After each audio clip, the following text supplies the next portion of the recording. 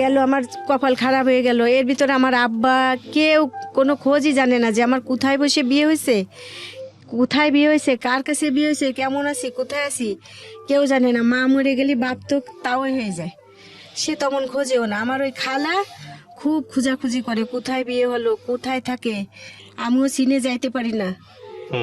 এইভাবে এইভাবে বেশ কিছুদিন গেল। তারপরে আবার এখন যে আমার বড় ছেলেটা মাস্টার্স কমপ্লিট করছে, এই ছেলেটা কনসেপ্ট করছে। কনসেপ্ট করার পরে যখন জানতে পারছে তখন বলেছে এই বাচ্চাটাকে নষ্ট করে ফেলাও। এই যে যার যদি কেস টেস হয়ে যায়, সব মানুষ বলছে যে অন্তত 5 বছর পরে ছাড়া এই মেয়ের বাচ্চা নেওয়া যাবে না, তাহলে সমস্যা হবে। আমার নাম ফুতুল। পুতুল, বয়স কত? আমার বয়স 83 সালে আমার জন্ম। 83 সালে জন্ম, তার মানে আপনার বয়স 41 রাইট নাও। 41 চলছে আর কি, 40 থেকে 41-এ পা দিয়েছেন। জন্ম জেলা কোনটা আপনার? বাগেরহাট। খুলনা। বাগেরহাট। খুলনা বাগেরহাট। হ্যাঁ। শুরু করেন আপনি যেখান থেকে বলতে চান। আমি ছোটবেলা থেকে বলি, অল্প কিছুক্ষণ বললেই শেষ হবে। হ্যাঁ শিওর, বলুন। আমি জন্মের পরের থেকে দেখে আসছি, আমরা অনেক অভাবনাটার করে আমার আব্বা মা আমাদেরকে বড় করতে পারিছে। আচ্ছা। হ্যাঁ, ছোটবেলায় আমি যখন 3 থেকে 4 বছর বয়স, তখন থেকে মানুষের বাড়ি আমার ছোটবেলায় মা মারা যায়, তো মানুষের বাসায় আমার কাজে দিয়ে দেয়। আপনাকে? হ্যাঁ, ওকে। কাজে দিয়ে দেয়। তা আমরা 4 বোন আর একটা ভাই ছিল। আচ্ছা। আর একটা ভাই হওয়ার পরেই মা মারা গেছে। তা তখন আমার মা তো মারা গেছে, আমি বিছানে পেশাব করতাম বলে আমাকে কেউ এলাও করতো না, কারোর বাসায় কেউ কোনোদিন এলাও করতো না। তা আমি মানুষের বাড়িতে আমি হাঁসের বাচ্চা রাখতাম। ওই সময় তো আমি ছোট মানুষ, কিছুই করতে পারি না। হাঁসের বাচ্চা রাখি, ওইখান থেকে আস্তে আস্তে থালা বাসন ধোয়া, সেখান থেকে আবার আমার মানুষের বাচ্চা কোলে করা। যখন আমার 8 থেকে 9 বছর বয়স হয়ে গেছে, তখন বড় লোকের বাসায় তো থাকলে একটু খাওয়া দাওয়া ভালো পাইলে স্বাস্থ্য টাস্থ্য ভালো হয়ে যায়। তা আমি স্বাস্থ্য ভালো হয়ে গেছে, তখন ওখানে ওই যে বাড়িতে কাজ করতাম, তারা অনেক বড় লোক মানুষ, সেই বাসার আর কি মানে মুরব্বী যে লোকটা, ওনার 6টা ছেলে, কিন্তু ওই লোকটার নজর খুব একটা ভালো ছিল না। বয়স কত তখন? তখন আমার 8 থেকে 9 বছর বয়স। ওকে ওকে।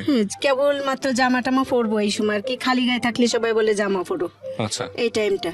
ওকে। তখন ওখান থেকে আমাকে ওরা কি খেদাই দেয় যে চলে যাও। আমি তো বুঝতে পারি না যে উনি যেগুলো বলে বা যেটা করে, এটা আমি বলে দিছি ওনার ছেলেদেরকে, বলছি যে মামা নানা এটা এরকম করলে তারপর ওরা আমাকে খেদাই দেয়। খেদাই দিলে আমি আমার রূপসায় চলে আসি। খুলনা রূপসায় একটা জায়গার নাম আছে, ওখানে আমার খালার বাসা। আমার খালা অনেক আগে বিয়ে হয়েছে, স্বামী মারা গেছে, কোনোদিন আর বিয়ে করিনি, বাচ্চা টাচ্চা হয় নাই। তা আমার খালা আর কি সব মানুষের বলতো যে এটা আমার ছেলে মেয়েরা। খালার বাসায় থাকার পরে ওখান থেকে যখন আমার 12 থেকে 13 বছর বয়স, ওখানে আবার আমার খালা ম্যাচ কোম্পানি, বুঝেন ম্যাচ কোম্পানি, ম্যাচ কোম্পানিতে চাকরি করতো। তাই ওখানে সারাদিন থাকতাম। তো আর আপনাদের মতন একজনের ওয়াইফের বাচ্চা আছে, তো ওই বাচ্চাটারে কোলে টোলে করতাম, উনি খেতে টেতে দিত, কিন্তু ভাবি বলে ডাকতাম। কিন্তু ওখানে থাকার পরে ওই যে ওই লোকটা এই কিছুদিন পরে আর কি পলায় আর কি বলতো যে তোমাকে আমি বিয়ে করব, ভালোভাবে রাখবো, ভালোভাবে থাকবা, এরকম কষ্ট করা লাগবে না, এরকম খারাপ কাপড় পরা লাগবে না। তা এটা তো আদৌ কোনোদিন সম্ভব না। সে তার ওয়াইফ আমাকে গোসল করায় দেয়, চুল বেঁধে দেয়, তারপরে খাওয়া দেয়, আমি না খেয়ে থাকলে খেতে দেয়, কিন্তু এরকম বেইমানি তো আল্লাহও সহ্য করে না। তখন আমি আমার সৎ মা ছিল, ওই সৎ মার বাপের বাড়ি চলে গেছি, পলায় চলে গেছি। এক কথায় আমার খালা বাসায় নেই। আমি বুঝতে পারছি যে আজকের আমি যদি এখানে থাকি, ঈদের সময় আমার খালা বাড়ি চলে গেছে, আমাকে রেখে গেছে যে তুমি এখানে থাকো। ওখানে গেলে তো রাস্তার পাশে ঘর, আমার আব্বা ওই বিয়ে করছে, শ্বশুরবাড়ি থাকে বেশিরভাগ, সৎ মাকে নিয়ে শ্বশুরবাড়ি থাকে, ওখানে তার একটা ছেলে হয়েছে। তা সেখানে থাকার পরে আমরা রাস্তার ধারে ঘর, ওই বাড়ির ভিতরে লোকজন, খারাপ লোকজন এসে তাস খেলে রাত হলে আর ডিস্টার্ব করে। এর জন্য দিনের বেলা আমরা সবাই বাড়ি থাকতাম, রাত হলে আমার বড় যে বোনটা, মেজো বোন, সে রাত হলে যাদের বাড়ি একটু ঘর দরজা ভালো আছে সেখানে যে শুয়ে থাকতো, তাদেরকে বলে যে আমাকে একটু শুতে দেন, তা মানুষ রাখতো। এই জন্য আমি আবার একটু ফর্সা টর্সা ছিলাম, এই জন্য আমাকে আর বাড়ি নিতে সাহস পায়নি, পারতো না, ওখানে রেখে যেত। তা আমি বুঝতে পারছি যে আজকে যদি আমি বাসায় থাকি, ভাবিও আমাকে কিছু করতে পারবে না, কিছু একটা সমস্যা হতে পারে। আচ্ছা। হ্যাঁ, আর যাদেরকে ছোটবেলায় মা মারা যায় ওরা তো অনেক জায়গায় যায়, তো ওরা বোঝে পরিবেশটা। পরিবেশটা বুঝতে পারি। বুঝে আমি ওখান থেকে পলাই যাই, পলায় চুরি কেনার কথা বলে, ঈদের দিন সকালবেলা চুরি কেনার কথা বলে রেল স্টেশনের পাশ দিয়ে হেঁটে আমি আমার সৎমার বাপের বাড়ি চলে যাই। আচ্ছা। বাপের বাড়ি চলে গেলে ওখানে যাওয়ার পরে তারা একটু খারাপ চোখে দেখে কি যে আসছে খেতে দিতে হবে, কয়দিন না কতদিন থাকে। হ্যাঁ, এইভাবে আর কি বেশ কিছুদিন আমি ওখানে প্রায় 3 থেকে 4 দিন থাকি। থাকার পরে আমার যে হাজবেন্ড এখন যার সাথে আমার বিয়ে হয়েছে, এই লোক ওরা ওখানে উনি আবার মাছ ধরতে গেছে। মাছ এই পুকুরে পুকুরে মাছ ধরে না, জি, এই মাছ ধরতে গেছে। মাছ ধরতে যে তখন ওখানে গেছে, তা যার পরে আমার এই সৎমার ভাই উনি আর কি বলছে যে এই আমার এই ভাগ্নিটাকে ভালো ছেলে ভালে বিয়ে দিয়ে দেবো। তখন এরা বলছে কি এই লোক বলছে কি যে মেয়েটাকে দেখালে ভালো হতো। তখন আমাকে দেখাইছে, আমি একটা হাফ প্যান্ট পরা, বেশ ভালো কাপড় নাই তো, আর এমনি ফুরাক ফরা, সামনের থেকে কুচি দিয়ে একটা ফুরাক ফরা। আমি ওখানে আমাকে দেখছে, দেখার পরে অনেক কয়জন ঢুকছে, সেও ঢুকছে, আরও লোকজন ঢুকছে। আমি মনে করছি যে অন্য কোনো ছেলে হবে, যেহেতু তার বয়সটা অনেক, সে আগে বিয়ে করছিল, সে 7 বছর সংসার করে চলে গেছে। তার কারণে উনি ওখানে আমি মনে করছি অন্য কোনো ছেলে হবে। তখন আমি বলছি যে ঠিক আছে দেখা যাক, আমার আব্বা মেজো বোনের বিয়ে হয়নি তো, ওরা যখন বলছে তখন আমি আমার আব্বারে বললে আব্বা যদি বিয়ে দেয় তাহলে বিয়ে বসবানি। ছোট মানুষের মন যেটা বলে এটাই বলছি। বলার পরে তাহলে সন্ধ্যার সময় মাগরিবি আজানের পরে বলছে চলো সিনেমা দেখে আসি, যাবা? হ্যাঁ, আমার সেই মামি, তারপরে খালা, তারপরে সেই মামা সবাই মিলে গেছে, আমাকেও নিয়ে গেছে। নিয়ে যাওয়ার পরে ওখানে যখন যায় শুনছে যে আমার মামা আবার খোঁজ নিতে গেছে যে এই লোকটা কি ভালো নাকি মন্দ, কোন এলাকায় থাকে, এটা জিজ্ঞেস করে উনি খোঁজ নিতে যেয়ে দেখে যে লোকটা খুব একটা ভালো না, আর আগে ওয়াইফ ছিল সে চলে গেছে, আর চাল ছিল কিছুই নাই। ব্যাচেলার জীবনে ব্যাচেলার থাকে। তখন আর কি খোঁজ নিয়ে এখন উনি আর সরে আসতে পারেনি, আমাদেরকে টিকিট কেটে হলে ঢুকাই দিয়ে উনি যখন খোঁজ নিয়ে আসতে গেছে ওনাকে আটকায় রাখছে। আচ্ছা। আটকায় রেখার পরে তারপরে হচ্ছে আমার মামারে আটকায় রেখে বলছে যে কোন হলে আছে। তখন উল্লাসিং নামের একটা হল আছে খুলনায়, ওখানে ওই হলের কথা বলছে। আমি ওখানে যে ওরা আমাকে ধরে নিয়ে আসছে, আমাকে, আমার মামিকে, ওই খালারে সবাইরেই ধরে নিয়ে আসছে, ডেকে নিয়ে আসছে আর কি। ডেকে নিয়ে এসে এক পর্যায়ে বিয়েটা জোর করে হয়েছে। আপনার বয়স কত তখন যখন বিয়েটা হলো? তখন আমার বিয়ে বয়স 12 থেকে 13 বছর। তখন ধরে নিয়ে আসছে মানে রিক্সায় করে আমাদেরকে, আমরা শেষ হয়েছে, আমরা বেরোয় যখন রিক্সা ঠিক করেছি, আমার মামি বলছে তোর মামা তো আসলো না, তাহলে আমরা চলে যাই। তখন আমরা যখন রিক্সা উঠছি, রিক্সা ওঠার পর ওরা বলছে যে এই রিক্সা এদিক যাবা না, আমি যেভাবে বলি এইভাবে এদিক যাও। জোর করে রিক্সা করে নিয়ে আসছে। আনার পরে এখন যদি আমি যদি বিয়েতে রাজি না হই, ওখানে অন্তত 10 থেকে 20 জন লোক আছে, এটা খারাপ কিছু হবে, যেহেতু জিন্দেগিতে আর বিয়ে হওয়ার মতন পরিস্থিতি থাকবে না। তখন আমি চিন্তা করলাম ঠিক আছে, তাহলে বিয়ে যদি হতে হয় তাহলে হোক, সমস্যা নেই। কিন্তু উনি যে ছেলে আমি জানতাম না। তখন আমাকে ওখানে যে কলমা জিজ্ঞেস করতেছে, আমি কিন্তু লেখাপড়া জানি না, জিজ্ঞেস করতেছে কাজী সাহেব যে মেয়েকে। তা আমি বলছি কি যে তা তো আমি জানতেছি না, ছেলেকে মেয়েকে তাও জানি না, কিন্তু আমারও বিয়ে আমি জানি, এটা আমি বললি কাজী সাহেবরা ওরা জিজ্ঞেস করছে মেয়েটা কই। তখন যখন দেখায় দিছে কাজী সাহেব বলছে এই বিয়েটা আমি পড়াতে পারবো না, কারণ তো মেয়েটা অনেক ছোট। হ্যাঁ, তখন কাজী সাহেবরে ধমক টমক দিছে, একটা মায়েরও দিছে। দেওয়ার পরে তখন বিয়ে উনি আর কি আমাকে বলছে তুমি সই করতে পারো? তা আমি বলছি যে না আমি সই করতে পারিনি, আমি টিপ দিছি। বিয়ে না হলে আমার মামির বাড়ি, আমার বিয়ের 11 দিন পরে বাচ্চা হয়েছে, তাহলে কত সিরিয়াস অবস্থা, একটা সমস্যা হবে, গায়েটায় হাত দিচ্ছে লোকজন, এইভাবে বিয়েটা হয়েছে। তো যখন আর কি বিয়ে হয়ে যাওয়ার পরে যখন এই যে একটা মালা বদল করে না, মালা ফরায়, জরির একটা মালা নিয়ে আসছে, একটা নাকফুল আর একটা শাড়ি দিয়ে বিয়েটা হয়েছে। মাত্র 6,000 টাকা কাবিন করছে। জিজ্ঞেস করছে তোমার কে কে আছে, আমি তো বুঝতেছি না যে কার সাথে বিয়ে হচ্ছে, কি সে লোক কি আদৌ ভালো হবে কি না। আমার বড় বোনকে দেখে দেখে একটা শিক্ষা হয়েছে, তো এই জন্য আমি তো বুঝতেছি না। যখন মালাটা পরাতে গেছে আমি দেখি যে লোকের এই তো বড় এই চাপ দাড়ি আর কালো বেশি মোটা, দেখে আমি বলছি আল্লাহ তো আমার আব্বাসিও বড়। আকাশ ভেঙে তো মাথায় পড়েছে, আমি অনেক কান্না টান্না করেছি, কিন্তু ওইসব আবেগের কান্নায় তো আর কিছু হবে না। যাই হোক বাসায় নিয়ে আসছে, বাসায় নিয়ে আসার পর বলছে যে আমার নিজস্ব রিক্সা আছে, নিজের দোকান, মুদির দোকান আছে, তারপরে আমার নিজের বাড়ি আছে, এসব বলে টলে বিয়ে করেছে। আসার পর দেখি একদম অনেক খারাপ একটা বস্তি, সে বস্তির ভিতরে 100-র উপরে ঘর, একটা গোলপাতার ঘর, মাটির ঘর, সেখানে নিয়ে আসছে। নিয়ে আসার পরে বস্তির লোকজন অনেক দেখতে আসতেছে, বিয়ে করে নিয়ে আসছে। তখন এই যে বাচ্চারা দেখতে আসে, পা পড়ায় ধরছে, আমিও তো ওই সময় বাচ্চা মানুষের মতন, আমি এবার বউ মানুষ একটা বাচ্চারে মার দিছি। আমি কাছে আমার পা পড়ায় ধরলো কি জন্যে। সেই সময় ল্যাম্প জ্বালায় সবাই দেখতেছে, দেখে ঠেকে আর বুঝতেছে না। সকালবেলা দেখে যে এ তো একদম ছোট একটা মেয়ে। তখন অনেকেই জিজ্ঞেস করছে, সামনে আর তো জিজ্ঞেস করে না, পিছনে পিছনে জিজ্ঞেস করে যখন না থাকে, যে তোমার কেউ নেই, তোমার এর সাথে বিয়ে দিল কে? তা আমি কেউরে বলি না। তখন বুঝতে পারছে যখন, তখন আর বাসায় রাখতো না, অন্য বাসায় নিয়ে রাখতো।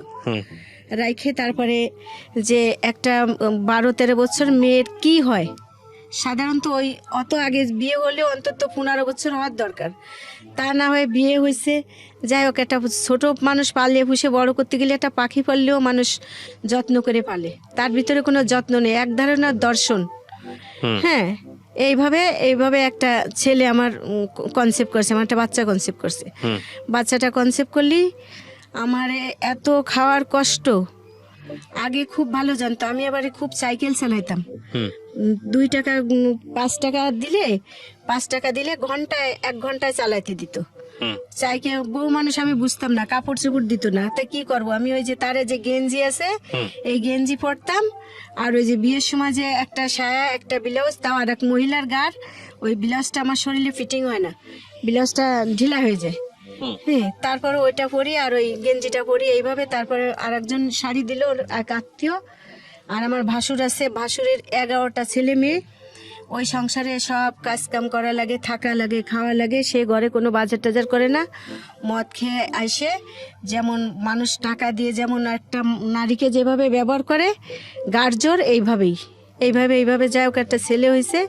ছেলেটা যখন 21 দিন বয়স, তখন বাচ্চাটাকে আমি নিজে মেরে ফেলছি। কিভাবে মেরে ফেলছি, যে সবাই বলে 21 দিন গেলে ওকে আতুরে গোসল করাতে হয়, আবার বাচ্চা তো বুকে দুধও পায় না, বুকে দুধ মানে আপনি না জেনে বলতেছেন এটা, নাকি জেনে শুনে মেরে ফেলছেন?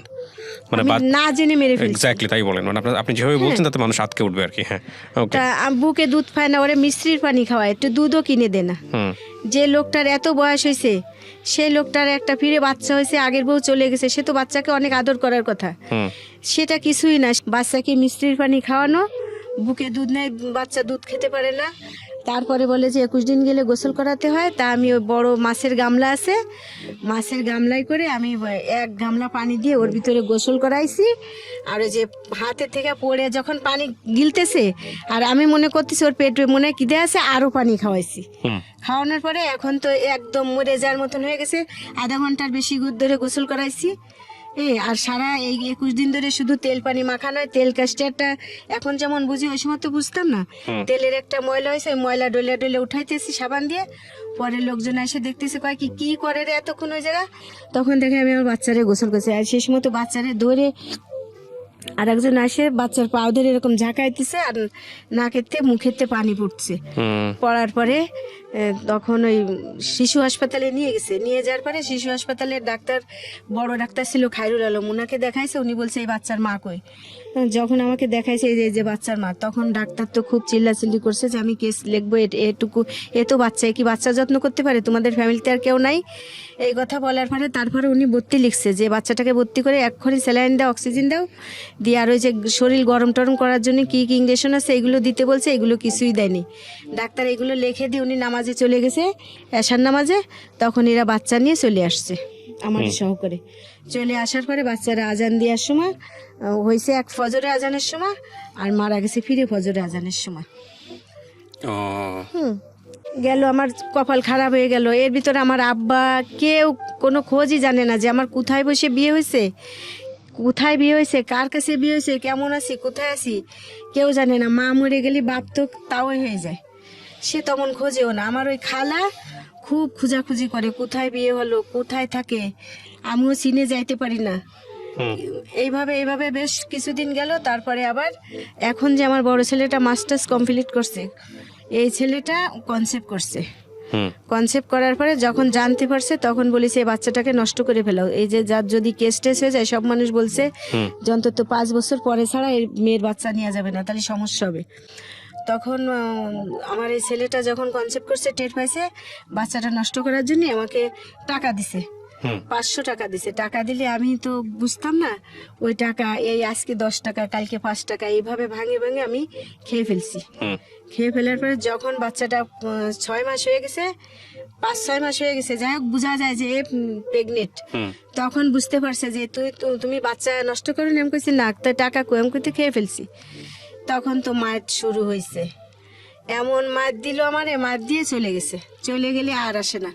ওই যে বন্ধু বান্ধব আছে ওখানে থেকে বেড়ায়, আর আমি ওই বস্তির মানুষ যারা বাসায় টাসায় কাজ করে তাদের কাছে তারা একটু খেতে দেয়। এইভাবে এইভাবে প্রায় 9 মাস রয়েছি। 9 মাস থাকার পরে ওই যেখানে যে মানে যে কাট করে, ইঞ্জেকশন দেয়, চেক আপ করে, ওইখানে যে আমি বলতেও পারি না যে কোথায় কি করে। তাই ওখানে যে আমি ডাক্তার, যে বড় ডাক্তার, ওই রুমের সামনে বসে, মহিলা ডাক্তার, উনি চলে যাওয়ার সময় আমিও চলে আসি। তো উনি 3-4 দিন দেখছে। দেখার পরে একদিন জিজ্ঞেস করছে, তুমি কে মা, তুমি এখানে কেন আসছো? তোমাকে তো 2-3 দিন দেখি। তখন আমি বলছি, আন্টি আমি তো এই বাচ্চা হবে আমার, আমি একটু চেক আপ করার জন্য আসছি। তখন ওই মহিলারা বললো যে একে ভিতরে নিয়ে আসো। তো নিয়ে সব জিজ্ঞেস করলো। বলার পরে উনি আমার আলট্রাসাউন্ড করার জন্য টাকা দিল। তারপরে ওনার বাসায় পর্যন্ত নিয়ে যে দুধ, ডিম, অনেক কিছু খাবার দাবার এক ব্যাগ ভর্তি করে দিয়ে টিয়ে বললো যে তুমি যখন তোমার এখানে ডেট আছে কাউরে দেখাবা যে এই ডেটে তোমার চেক আপ করতে হবে, তোমার তো বেশি টাইম নাই, তুমি প্রতি সপ্তাহে একবার আসো, বাচ্চা তো অনেক বড় হয়ে গেছে পেটের ভিতরে, তোমার সিজার করা লাগবে, তুমি এসে এসে এখানে বলবা যে আমি তোমার নাম বলবা, আমি তোমাকে সব রুগী দেখে তোমাকে আগে দেখবো। এইভাবে আমি ওখানে থাকার পরে তখন আর কি উনি বাসায় আসলাম। বাসায় আসার পরে আমি প্রতি সপ্তাহে হেঁটে হেঁটে যাই। যাওয়ার পরে ওই ম্যাডাম আমাকে ফিরি দেখে, ফিরি দেখে দেয়, ফিরি দেখার জায়গায়। তারপরে ও সবার আগে আমাকে দেখে দেয়। দেখে দেওয়ার পরে যখন আমার বাচ্চাটা হবে, যেদিন বাচ্চাটা হবে ডেট দিছে, সেই ডেটের সময় আমি অসুস্থ হয়ে পড়ছি ঘরে বসে। কিন্তু ওরা যে বলছে সিজার করা লাগবে, তা আমার বড় যা আছে, আমার ননদরা আছে, এরা বলছে যে আমাদের এতগুলো বাচ্চা বাসায় বসে হয়েছে, কেন হাসপাতালে যাওয়া লাগবে? আধুনিক যুগ তো, স্বামীর টাকা দিয়েছে মনে হয়, শোনে খবর টবর শোনে, এই জন্য আল্লাদের পড়েছে, আটখান হয়ে যায়। কিন্তু আমি কিন্তু সত্যি সত্যি অসুস্থ। আমি চোখে মানুষ যে আমার কাছে যারা যাইতেছে, আমি তাদেরকে দেখতেছি না। তখন আমি বললাম, আপনি কে? যে সবসময় আমার কাছে এসে বসে, তাকে জিজ্ঞেস করতেছে আপনি কে? তখন বলছে কি অবস্থা, এর তো চোখে দেখতেছে না, অবস্থা খারাপ। সদর হাসপাতালে ম্যাটার্নিতে নিয়ে গেছে, যেখানে গেছি প্রথম, ওরা ওখান থেকে সদর হাসপাতালে পাঠাইছে। সদর হাসপাতালে পাঠালে সদর হাসপাতালের সাথে সাথে আমার সিজার করতে নিয়ে গেছে। রক্ত লাগবে, যা লাগবে সব ওই ম্যাডাম, ওখানে ওনার যে অ্যাসিস্ট্যান্ট, হ্যাঁ, সেই অ্যাসিস্ট্যান্টকে দিয়ে আমাকে রক্ত দিয়ে আইসে, যত ওষুধ পানি লাগবে সব দিয়েছে।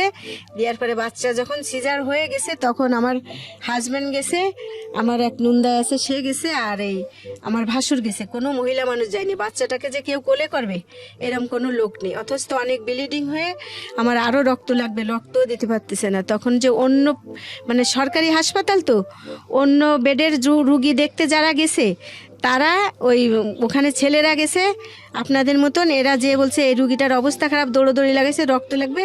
তখন ওই যারা রক্ত দান করে ওরা আমার রক্ত দিয়ে বাঁচাইছে। বাঁচানোর পরে তখন আমাকে ওখান থেকে 7 দিন পরে বাসায় নিয়ে আসছে। বাসায় নিয়ে আসার পরে আমার ঠিক মতন পেট ভরে খাইতে দে না। তারপরে সে বাসায় থাকে না। তখন ওই যে সুন্দরবন আছে না খুলনা, ওখান থেকে মাছ কিনে, অনেক মাছ পাইকারি কিনে এনে বাজারে সাপ্লাই দিত। তখন তার টাকা ছিল, কিন্তু সে আমার প্রতি তার কোনো মানে খেয়ালই নেই, বউ বাচ্চার প্রতি।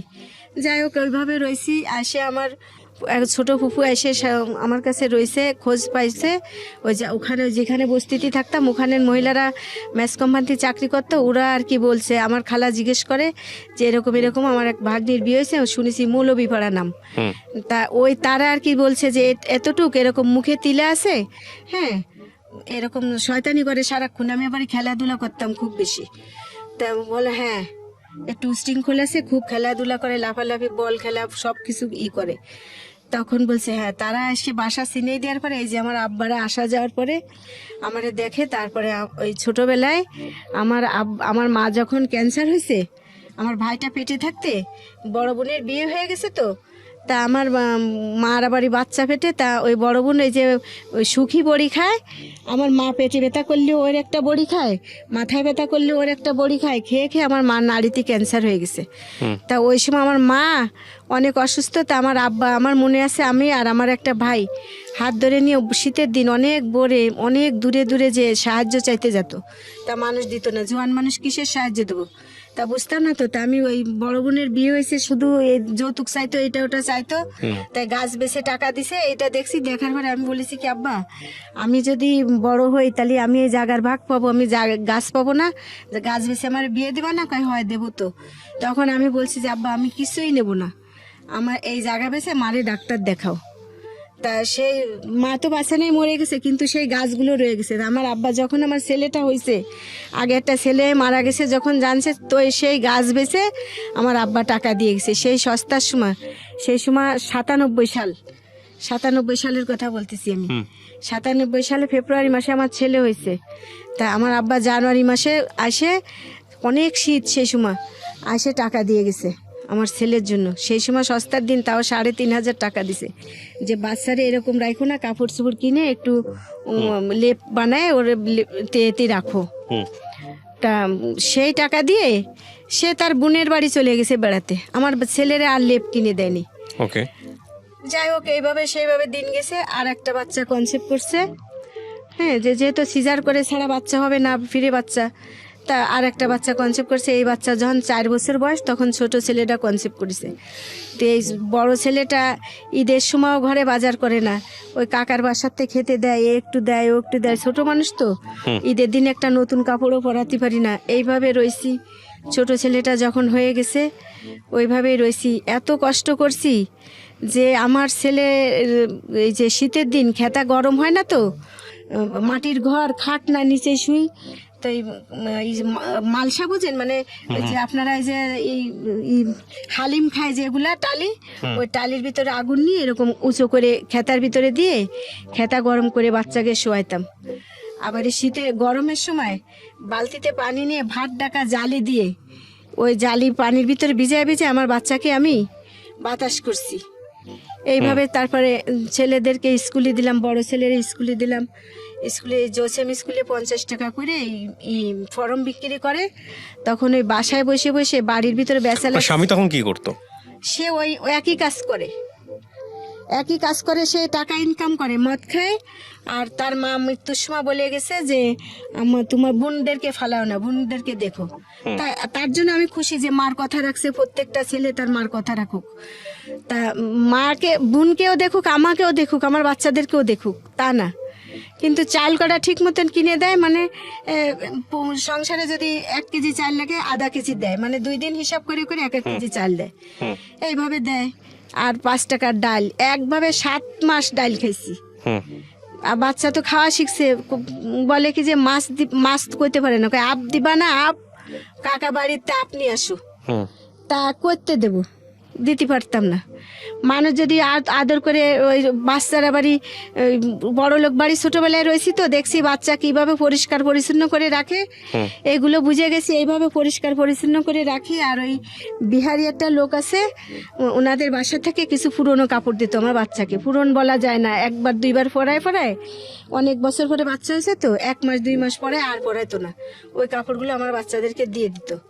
তাই আমি ওই গাছের ছাল আছে না, এই ছাল রান্না করতাম, তখন ভালো ছাই হতো, সাদা ছাই, ওই ছাইটা রাত্রিবেলা পানির ভিতরে ভিজায় রাখতাম, ভিজায় রেখে সকালবেলা সাবান নেই কি করব, ওই পানি উপর থেকে চাইকে ওর ভিতরে আমার বাচ্চার কাপড় চোপড় কাচতাম, সাবান কিনে দিত না। আমার এত চুল ছিল আমার মাথায়, সে চুল জড়া ধরে যেত, কি করব বুঝতাম না, যেখান থেকে জট হতো ওইখান থেকে কেটে কেটে ফেলতাম, তেল নেই, আঁচড়াতেও পারতাম না, অত চুল একা একা পারা যেত না। এইভাবে রয়েছি। তারপরে যাই হোক, আমার ছেলেরে আমি জোসেম স্কুলের একটা কিনলাম, ওই যে ফর্ম কিনলাম 50 টাকা দিয়ে। 2 টাকা বাড়ি টান সমিতি করে গ্রাম বাড়ির মানুষ, ওই 2 টাকা টান সমিতি করতাম, ওই 2 টাকা দিতাম কি করে, যে কলে পানি আনতে যেতাম ওই সামনে বেসালার মেয়েরা থাকতো, তো ওই বেচালার মেয়েরা তো বড় লোকের মেয়ে, তো ওরা তো রাস্তায় এসে পানি নিবে না, তাই বলতো কি আপা আমাদেরকে এক এক কলস পানি দিন। ওই এক কলস করে পানি দিতাম, 15 জন থাকতো, তা 15 জনকে 5 কলস পানি দিতাম, প্রত্যেক রুমে এক এক কলস পানি দিলে ওরা আমার কিছু টাকা দিত, 40 টাকা 20 টাকা যার যেমন ইচ্ছা দিত, সামনেই তো। তারপর ভাত দিত খাইতে। তো ওই টাকা দিয়ে আমি ওই 2 টাকার সমিতি করে করে একবার 1200 টাকা পাইছি। পাওয়ার পরে আমি বুঝলাম যে আমার বাচ্চাটারও তো এখন 4 বছর বয়স হয়ে 5 বছরে পড়ে গেছে, ছোটটারও 1 বছর হয়ে গেছে, তো স্কুলে দেওয়া খুবই প্রয়োজন। তখন আমি ওই 50 টাকা দিয়ে একটা ফর্ম কিনে ওই বেচালার মেয়েদেরকে বললাম কি আমার ছেলেরে আমি জোসেম স্কুলে পড়াবো। তা ওরা হাসতেছে, বলছে আপা জোসেম স্কুল তো অনেক বড় স্কুল, ওই স্কুলে পড়াতে পারবেন না। আমাকে দেখি চেষ্টা করে যদি হয়। তখন আমার ছেলের আমি ফর্ম কিনলাম। তখন ওই প্রিয়াঙ্কা নামের একটা মেয়ে, ওই মেয়েটা ওই বললো কি ঠিক আছে তাহলে বাচ্চাটারে আমার কাছে বিকালবেলা দিয়ে যান। বিকালে বিকালে দিয়ে আসতাম, দিলে ও আর কি নিজের থেকে খাতা পেন্সিল রাবার তারপরে প্রথম সিলেট এইগুলো দিয়ে ও বেশ 15 দিনের বেশি একভাবে ওরে পড়ালে আমার বাচ্চা কেন যেন মাথায় ধরে গেছে, পারে গেছে। জোসেম স্কুলে নিয়ে গেছি, ফর্মে ওরা সাথে গেছে, ফর্ম ফিল আপ করতে সব কিছু ওরা করে দিছে। দেওয়ার পরে আমার বড় ছেলেকে যখন নিয়ে গেছে অ্যাডমিশন টেস্ট দিতে ওখানে বাচ্চাদেরকে ভর্তি হলে, সেই সময় ওই মেলা বাচ্চারা 250 300 2500 3000 2500 বাচ্চা আর কি করে ওখানে, 270 জন নেয়, 250 জন একদম মেধা তালিকায়, আর বাকিগুলো হচ্ছে আপনার ওই যে ওয়েটিংয়ে রাখে, এইভাবে নেয় লটারি সিস্টেম করে। তা আমার ছেলেটা আল্লাহর রহমতে প্রথম হয়ে গেছে। যখন ঢুকছে আমি কইছি পারবা আব্বা, কইছে যাও, একটা দুটো তো ভুল হবে মা। তারপরেও দেখি যে সকালবেলা ভোরবেলা রিজার্ট দিছে রাত 12টার সময়, সময় তো বউ মানুষ যাওয়া সম্ভব না, এমনি তো কত দোষ। সকালবেলা প্রিয়াঙ্কা আমি কইছি কি বুন্ডি একটু যাওয়ার সময় খুলনা আমাদের ওখানে ছোট ভাই বোনকে ভাইরি বলে, বুন্ডে বুন্ডি বলে, তাই বলছি বুন্ডি একটু যাওয়ার সময় দিয়ে যাস তো, হয়েছে নাই। তো ও যায় আর কি দেখে যে আরমান প্রথমই হয়েছে আমার ছেলেটা। আচ্ছা ভেরি গুড। প্রথম হয়ে গেলে তখন ও আর ও যে ব্যাস করতে যায়, ব্যাসে আর যায়নি, দৌড়ে বাসায় এসে সেই সময় বাসায় এসে গেছে আপা আপনার ছেলে তো হয়ে গেছে, এখন কি করবে না, এখন ড্রেস কিনা লাগবে, ভর্তি করা লাগবে, 1200 টাকা লাগবে আপনার ড্রেস কিনতে, ভর্তি করতে হবে, তারপরে বই ব্যাগ এই সব তো দিতে হবে। এখন তো আমি বুঝতেছি না কি করব। তখন আমাদের বাড়িওয়ালা, আমরা যে বাড়িতে থাকি সেই বাড়িওয়ালা রে বললো যে আপনার বাড়ির ভাড়াটে এই নাম, ওর বাপের নাম বললো যে তার ছেলে তো আমাদের স্কুলে প্রথম মেধা তালিকা হয়ে গেছে। তো বাড়িওয়ালা বিকেলবেলা এসে পলায় আর কি, উনি এক বয়স্ক মানুষ, ওনার বয়স সেই সময় অন্তত 70-80 বছর হয়ে গেছে। উনি এসে বললো যে যখন হয়ে গেছে তুমি কাউরে বললে না, উনি সাথে করে নিয়ে গাড়িতে করে নিল না, রিক্সায় করে নিয়ে আমার ছেলেরে ওই কিনে দিল। মানে ওখানে তো অনেক গরিব মানুষ, কারে থুয়ে কারে দেবে, সবাই তো চায় ছোট স্কুলে পড়ুক আর বড় স্কুলে পড়ুক। ফলায় ফলায় উনি ড্রেস দিল, বই খাতা সব কিছু কিনে দিল। আর ওই স্কুলে যে উনি ওই স্কুলের সভাপতি, উনি যে ওই কি যেন করতে হয় অর্ধেক বেতন করার জন্য ওইটা করে দিল, যে 250 টাকা বেতন তো অর্ধেক বেতন যেন নেয়। এইভাবে আমার ছেলে ওখান থেকে আল্লাহর রহমতে এসএসসি পরীক্ষা দিয়ে বেরোইছে, ছোটটাও ওখান থেকে এইভাবেই বেরোইছে।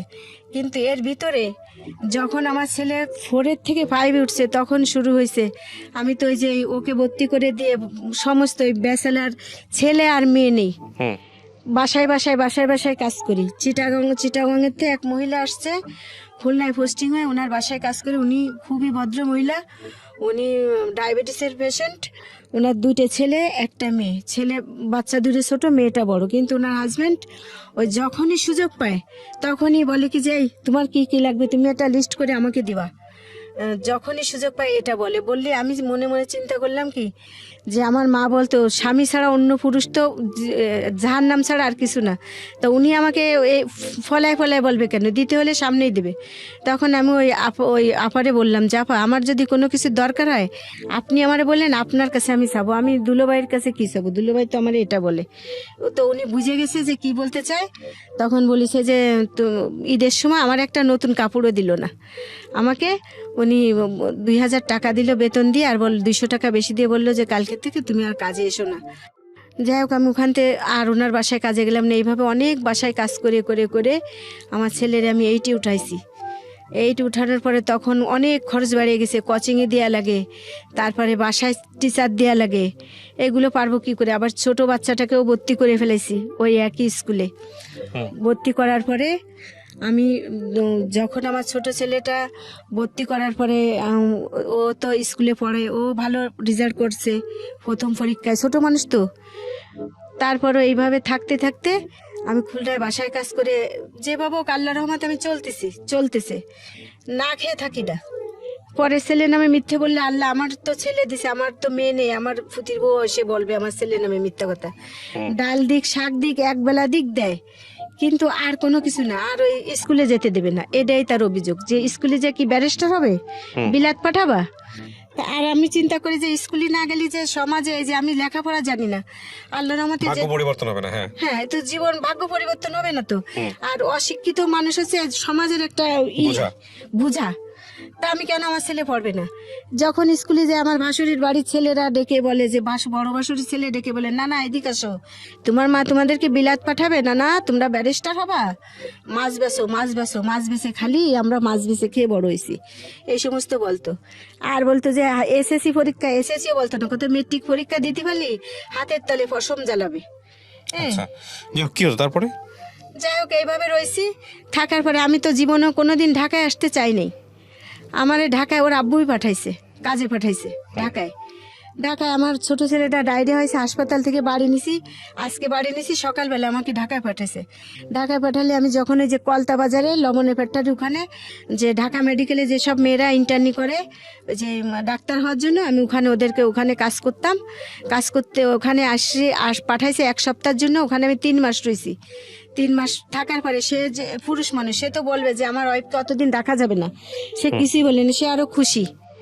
যাই হোক, আমি ওখানে 3 মাস থাকার পর আমি চিন্তা করলাম যে সে যদি কাজ করে আমার বাচ্চা মানুষ করতে হয়, তাহলে আমি খুলনায় ওই সারাদিন কাজ করে আমি 400 টাকা ইনকাম করব না, আমি ঢাকায় কাজ করব। তারপরে আমি যে ওখানে আমি তো লেখাপড়া জানি না, ওই যে ব্যাচেলার যে মেয়েরা থাকে ওরা পড়াশুনো করে, আমি ওখানে ওই যে ওরা ফিফা রাখে, ওই ফিফারই করে। আবার আমার বাচ্চাদেরকে যখন টিচার পড়াতো বাসায় এসে, তখন আমি ওইখান থেকে আঁকার রসিকা শিখছি, ক খ শিখছি।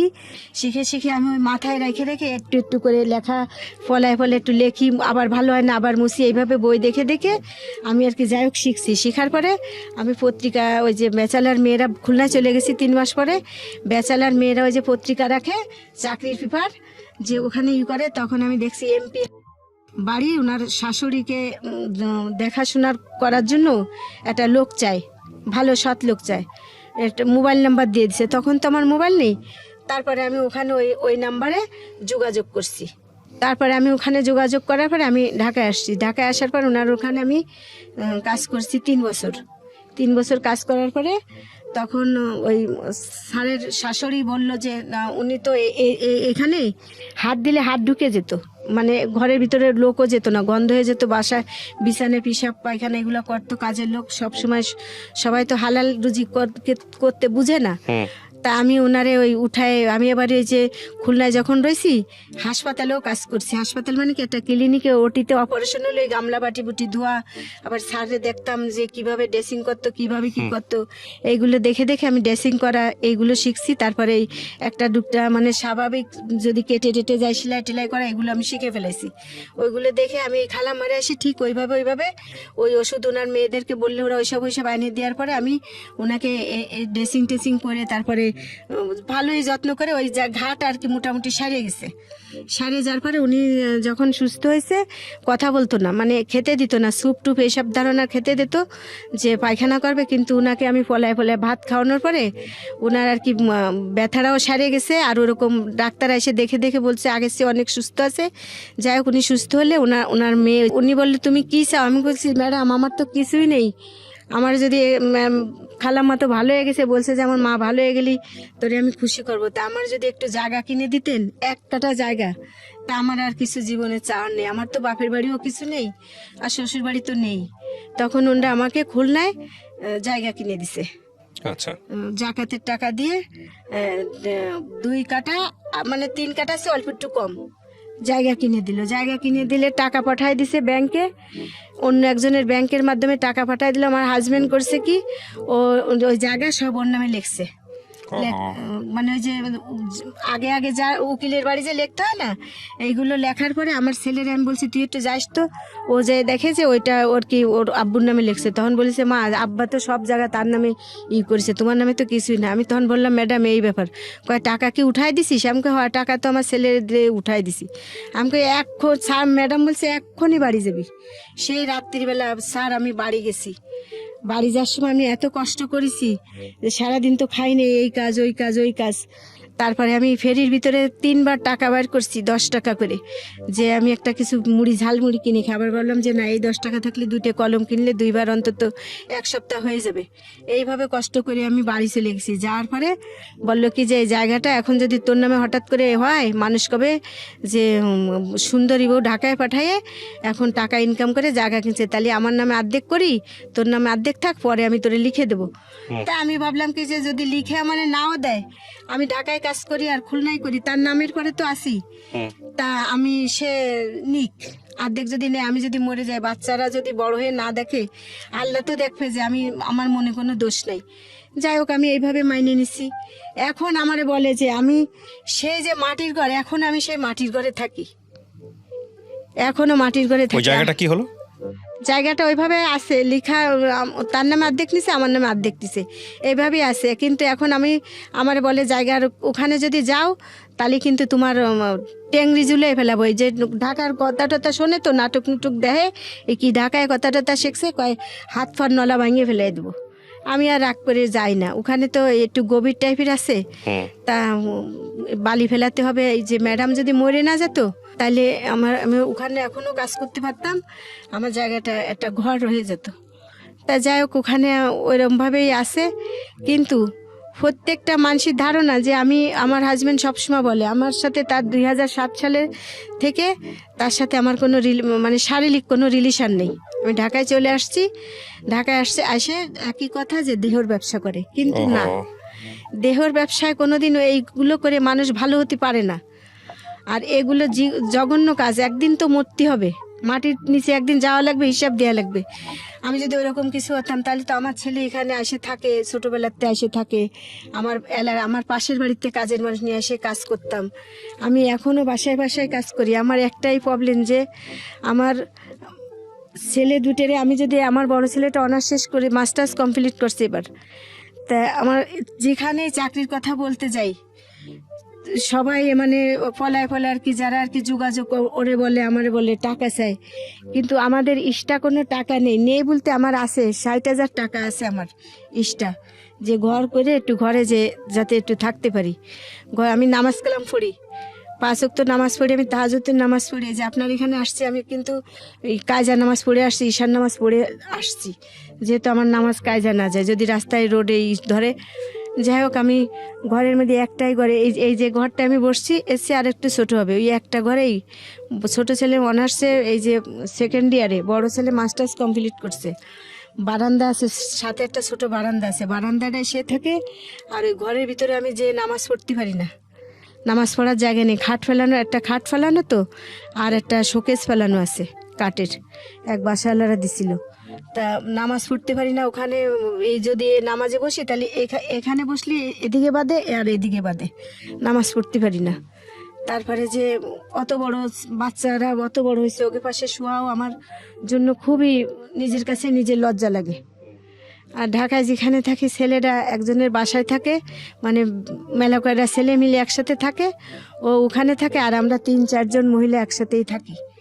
হ্যাঁ, 2জন হিন্দু, 1জন খ্রিস্টান, আর 2জন মেয়ে, আমি মুসলমান আর 1জন মুসলমান, এই কজনে থাকি। এখন কেউ পুজো করে, কেউ করে, আমার নামাজটা ঠিক মতন আমি পড়তে পারি না। আমি বাইরে বসে ছাদে বসে নামাজ পড়ি, আমরা 7 তলার পরে ছাদের ঘরে থাকি এইভাবে। কিন্তু খারাপ কাজ করে ভাই কোনো দিনই হয় না। কিন্তু আমি এই জন্যই আসছি যে আপনার এখান থেকে অনেক মানুষ, আমি কোনো সাহায্য চাই না। আপনি গল্পটা কেন বললেন? গল্পটা বললাম, কোনো যদি হৃদয়বান ব্যক্তি থাকে, যদি আমার বাচ্চাটারে কেউ যদি একটু যোগাযোগ করে একটা চাকরির ব্যবস্থা কেউ যদি করে দিতে পারে, এই জন্য আসছি। আর দ্বিতীয় কথা হলো কি যে সবাই জানুক যে খারাপ কাজ করা লাগে না, খারাপ কাজ না করেও জীবনে অনেক সাকসেসফুল হওয়া যায়। আমি আমার ছেলের ফর্ম ফিল আপ করছি, আমি নিজে শরীরের থেকে রক্ত বিক্রি করে হাসপাতালে যেয়ে, একজন মহিলার ক্যান্সার হয়েছে, তারে প্রতিনিয়ত রক্ত লাগতো, আমি প্রতিনিয়ত তারে রক্ত দিতাম। আর আমি রক্ত দিয়ে কচু শাক টুকা এনে এনে রান্না করে খেতাম, যে কচু শাক, পালন শাক, এসব শাক পাতা লাস্টে বাজারে যে সব খেলে রক্ত হয়, এইভাবে আমার বাচ্চাদেরকে আমি মানুষ করেছি। কিন্তু সত্যিকার আমি কোনো দিন খারাপ কোনো পথে যাইনি। আপনি, আমার প্রশ্ন হচ্ছে, যে মানুষটার সম্পর্কে আপনার এত অভিযোগ, আপনার হাজবেন্ড, তো তাকে নিয়ে আপনি এত লম্বা সময় সংসার করেছেন কেন? না করে যাব কই, যে ওই যে বড় বোনের বিয়ে হয়েছে দেখেন না, সংসার সতীনী সংসার করে মারামারি, ওই যে ওর মাথায় চুল কেটে দিছে। মেজো বোনটার বিয়ে হয়েছে, সেও এরকম একই অবস্থা। এখন যদি চলে যায় তাহলে মানুষ বলবে কি যে ও খুলনায় যে বিয়ে বসেছে একা একা, আবার চলে আসে। আরও তো সৎ মা আছে, আব্বা তো মারা গেছে, আমার আব্বা মারা গেছে আমার বড় ছেলের 4 মাস বয়সের সময় মারা গেছে। আর যে জায়গাটা ছিল সে বড় বোন বেছে নিয়ে গেছে, মেজো বোনও বেছে নিয়ে গেছে, আর ভাই ভাগেরটাও বেছে দিছে। কিন্তু আমার জায়গাটা আমি না বেছে, যে কবর খোলা আছে না, এই কবর খোলা জায়গাটা আমার বাড়ির জায়গাটা, যে ঢাকার লোক জায়গাটা কিনছে সবার কাছ থেকে বাড়ির জায়গা, এই জায়গাটা তারে দিয়ে ওই জায়গাটা বদল করে নিছি। কবর খোলা জায়গাটা আব্বা আমার কবর যেখানে আছে ওই জায়গাটা আমি নিয়ে নিছি। শোনেন, আপনি সংগ্রাম করেছেন, আপনার 2 ছেলে, রাইট? হ্যাঁ, 2 ছেলের, এক ছেলে মাস্টার্স পড়ছে, শেষ করছে, আরেক ছেলে অনার্স সেকেন্ড ইয়ারে। Second year. কোনো মেয়ে নাই? না। তো এই 2 ছেলে তো আপনি মানুষই করেছেন, এই 2 ছেলে আপনাকে দেখবে না? দেখবে তো, আমি তো ডায়াবেটিস হয়েছে, তারপরে আমি চোখে দেখি না ভালো। এবং এই 2 ছেলেকে আপনি এতদূর পর্যন্ত নিয়ে আসতে পারছেন যেহেতু, সুতরাং এই 2 ছেলেই আপনার ভবিষ্যৎ গড়ে দেবে। প্রথম কথা হচ্ছে এইটা। আর দ্বিতীয় কথা হচ্ছে যে আপনার সংসার জীবনে আপনি একপাক্ষিকভাবে বললেন এটা, যার সঙ্গে সংসার করেছেন একেবারে বিয়ে থেকে শুরু করে এখন পর্যন্ত, আজকের দিন পর্যন্ত হাজারো অভিযোগ তার বিরুদ্ধে। তবে এটা ঠিক যে যেহেতু আপনি সংসার করছেন, তার বিরুদ্ধে অভিযোগ না বলাটাই ভালো। আমি গল্পটাতে আপনার পরিচয় গোপন করে এখানে উপস্থাপন করেছি। একটা জিনিস হলো কি, মানে আমাদের দেশের মেয়েরা কিন্তু অনেক স্যাক্রিফাইস করে, অনেক বড় বড় স্যাক্রিফাইস করে, অনেক সময় ভালো হাজব্যান্ড পায় না, এবং এটা ছেলেদের ক্ষেত্রেও অনেক সময় সত্য, অনেক বেশি বেশি স্যাক্রিফাইস করে, অনেক সময় ভালো স্ত্রী পায় না। তো আমার মনে হয় যেটা, যে আপনি দিন শেষে সফল মানুষ, কারণ আপনি এত কষ্টের পরেও নিজে লেখাপড়া করতে পারেননি, কিন্তু আপনার 2 ছেলেকে আপনি মানুষ করেছেন, তাই না? তো এনারা নিশ্চয়ই আপনার দিকে দেখবে, আর এটাই আপনার জীবনের সবচেয়ে বড় সফলতা। আর আপনি যে কথাটা বললেন সেটা তো বিশ্বাস করি, আমরা সবসময় বিশ্বাস করি, মানুষ বিপথে না গিয়েও, খারাপ পথে না গিয়েও জীবনে কিছু করতে পারে।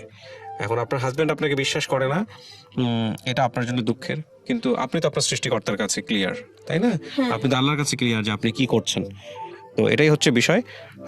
আমি শুধু একটা কথাই বলতে চাই গল্পের শেষে এসে, প্রিয় শ্রোতা যারা শুনলেন, যে গল্পটা আসলে একজন নিপীড়িত মানুষ, ওয়ান সাইডেড স্টোরি, ডেফিনেটলি, মানে সংসার জীবনের থেকে হাজব্যান্ডের এগেনস্টে গল্প, ওয়াইফের এগেনস্টে গল্প, এগুলো ঘরে ঘরে কমন। কিন্তু এই যে অবিশ্বাস করা, ভালো থাকা, খারাপ থাকা, সবকিছু মিলিয়ে উনি যে আসলে হারেনি, এটাকেই আমরা বড় করে দেখতে চাই, কমপ্লেনগুলোকে না। যে দেখেন, ওনার 2 ছেলেকে উনি কিন্তু মানুষ করেছে, মানুষ করার জন্য চেষ্টা করে গেছে। তো আপনি এখন এই যে ঢাকা শহরে, এই বয়সে এসে ঢাকা শহরে থাকেন কেন, এই প্রশ্নটা যদি আমি করি, কি হয় ঢাকা শহরে থেকে আপনি কি করেন? যে বাসায় কাজ করি, তো বাসায় কাজ করেন, এটা দিয়ে আপনি পরিবার চালান? এটা দিয়ে চলতে হয়, 2 জনের এখনো খরচ দিতে হয়। এই 2 ছেলেকে আপনি খরচ দেন? আচ্ছা, তো আমাদের কথা থাকবে এটাই, যে আপনার জন্য দোয়া থাকবে এটাই, যে এই 2 ছেলে যাতে ভবিষ্যতে আপনার প্রতি কোনো অবিচার না করে। হ্যাঁ, আর এটাই হচ্ছে মানে বলার, এছাড়া আর কিছু বলার নেই। মেয়েরা আসলে হারতে জানে না, নারীরা আসলে হারে না, যদি, কারণ তারা যে কোনোভাবেই হোক টিকে থাকার চেষ্টা করে। ওনার গল্পের একটা বিষয় আমার খুব মাথায় লেগেছে। দেখেন, আমি জীবনে কোনোদিন চিন্তাও করিনি এভাবে, যে সাদা ছাই সেটা ভিজিয়ে রাখলে তার পরের দিন উপরে পানি উঠতো, সে পানিটা সম্ভবত খার বা কোনো কিছু, হ্যাঁ খার, ওইটা দিয়ে হচ্ছে উনি অনেক কাপড় পরিষ্কার করতো। ওনার হাজবেন্ড ওনাকে কোনো সাপোর্ট করতো না, মানে এতটুকু পরিমাণ পয়সা দিত না যেটা দিয়ে আসলে কাপড় পরিষ্কার করা যায়। সত্য মিথ্যা আল্লাহ ভালো জানেন, কিন্তু এই যে গল্পটা, এটা হচ্ছে বাঙালি নারীর শাশ্বত চরিত্র, মানে তারা সার্ভাইভ করতে জানে, যে কোনোভাবে হোক তারা সার্ভাইভ করতে জানে, এবং দিন শেষে তারা সফল হয়। উনিও সফল হয়েছেন, সেই জায়গা থেকে আমরা যেন কেউ হেরে না যাই। সো আমি শেষ করছি আজকের মতো। আগামী বুধবার ঠিক রাত 11টায় আবারও ফিরে আসবো। সে পর্যন্ত সবাই ভালো থাকুন। আজকের মতো এই পর্যন্তই। শুভরাত্রি। তখন আমার এই ছেলেটা যখন কনসেপ্ট করছে, টের পাইছে, বাচ্চাটা নষ্ট করার জন্য আমাকে টাকা দিছে, 500 টাকা দিছে। টাকা দিলে আমি তো বুঝতাম না, ওই টাকা এই আজকে 10 টাকা, কালকে 5 টাকা, এইভাবে ভাঙে ভাঙে আমি খেয়ে ফেলছি। খেয়ে ফেলার পরে যখন বাচ্চাটা 6 মাস হয়ে গেছে, 5-6 মাস হয়ে গেছে, যাই হোক বোঝা যায় যে প্রেগনেন্ট, তখন বুঝতে পারছে যে তুমি বাচ্চা নষ্ট করো না। আমি কইছি না, তো টাকা কই? আমি কইতে খেয়ে ফেলছি। তখন তো মায়ের শুরু হয়েছে, এমন মার দিল আমারে, মার দিয়ে চলে গেছে। চলে গেলে আর আসে না। ওই যে বন্ধু বান্ধব আছে ওখানে থেকে বেড়ায়, আর আমি ওই বস্তির মানুষ যারা বাসায় টাসায় কাজ করে তাদের কাছ তারা একটু খেতে দেয়। এইভাবে প্রায় 9 মাস রয়েছি। 9 মাস থাকার পরে ওই যেখানে যে মানে যে কাট করে, ইঞ্জেকশন দেয়, চেক আপ করে, ওইখানে যে আমি বলতেও পারি না যে কোথায় কি করে। তাই ওখানে যে আমি ডাক্তার, যে বড় ডাক্তার, ওই রুমের সামনে বসে মহিলা ডাক্তার, উনি চলে যাওয়ার সময় আমিও চলে আসি। তো উনি 3-4 দিন দেখছে। দেখার পরে একদিন জিজ্ঞেস করছে, তুমি কে মা, তুমি এখানে কেন আসছো, তোমাকে তো 2-3 দিন দেখি। তখন আমি বলছি, আন্টি আমি তো এই বাচ্চা হবে আমার, আমি একটু চেক আপ করার জন্য আসছি। তখন ওই মহিলারা বললো যে একে ভিতরে নিয়ে আসো। তো নিয়ে সব জিজ্ঞেস করলো, বলার পরে উনি আমার আলট্রাসাউন্ড করার জন্য টাকা দিল।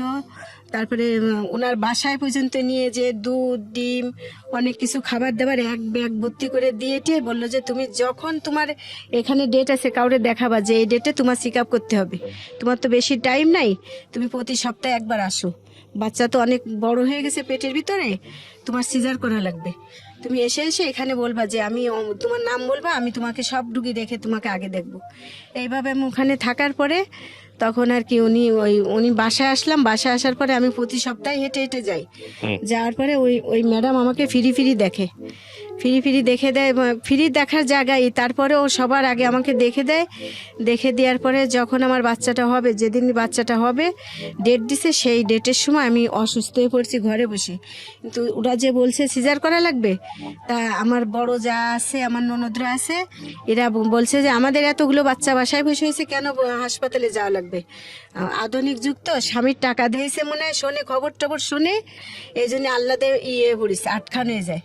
কিন্তু আমি কিন্তু সত্যি অসুস্থ। আমি চোখে মানুষ যে আমার কাছে যারা যাইতেছে আমি তাদেরকে দেখতেছি না।